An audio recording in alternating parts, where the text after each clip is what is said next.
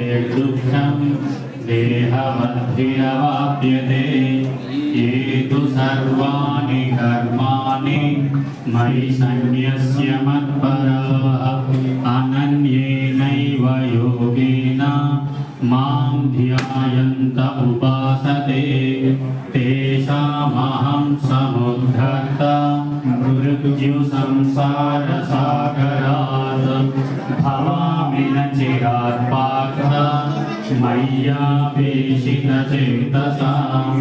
मय्येव मनमाधत्स्व मयि बुद्धिं निवेशय